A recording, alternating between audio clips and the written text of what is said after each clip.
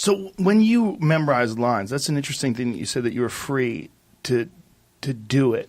Like when you memorize lines, is there ever a part, like when you're acting, where you have to think, like, okay, what am I supposed to say next, and how much does that get in the way? Look, I have a very broad band of tolerances. I don't care if the people I'm with happen to not know what they're doing or don't know their lines or stepping on my lines or whatever, or want to change their lines and my lines. And it's always a different thing. It's like reading the room. It's like, if I was a fighter, you go into the octagon and they go, you ready? You ready? And you go, and then you just do it.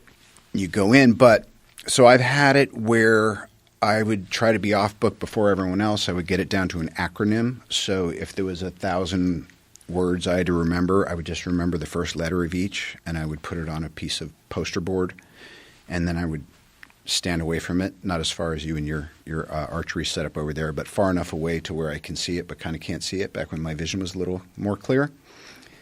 And I would just run it and run it and run it.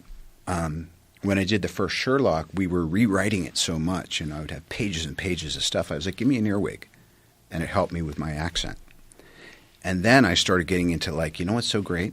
I can finish work, go home, hang out with my kids, or do whatever I want to do, go train.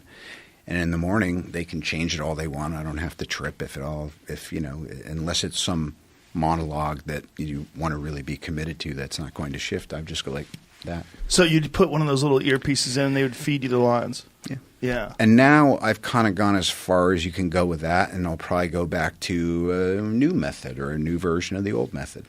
So it's basically improvisational. Like you, in the moment, like you decide with whatever preparation you're going to do for each role, how you're going to do it. Whether you're going to go and memorize everything obsessively, or whether you're just going to be a little bit more loose and free with it. Yes, it depends on the script too. Like Tropic Thunder, Justin Theroux wrote that script with Ben. It was a really good script. I mean, my missus, who next to my mother, was probably more so, was the opinion I was really waiting on.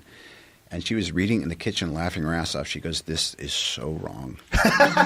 This is so wrong." And she goes, "And it's so true. Yeah. If you do this right, you're doing something it's about a bunch of self-involved idiots somehow or other becoming heroes." And she goes, "I love that.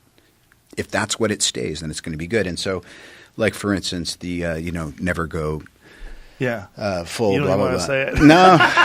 By the way, I guarantee you, I'm getting out of here. My stock is not plummeting when I leave here. I'm not smoking dope. I'm not doing a musk. I'm going to do everything right. His stock went up the next day. All right. Drop 6, went up 9. With who? I don't know. I don't understand it. I love that you now have it. Now it's a piece of art. Yeah. With 6% in the smoke. God bless his heart. Yeah, it just changes. It just changes. And I also know that I don't really know that much, and it's different every time anyway. But I really like when you have a loose concept of what you're doing. There's certain parts that aren't going to change much, and the rest you discover. So the first Ironman, I mean, John and I and the writers, or John and I, we were just would write. You write a line, I'll write a line, and then we were literally watching the puppies be born as we did it. Frustrating for people who, not Gwyneth, because she can look at a piece of paper and then go, "Okay, I get it," and she's got it all memorized. She's amazing. But what's for the highest good? Sometimes it's very self-indulgent to come in and hand out new pages or say, "Oh, I'm not saying that, so feed me that." You know what I mean?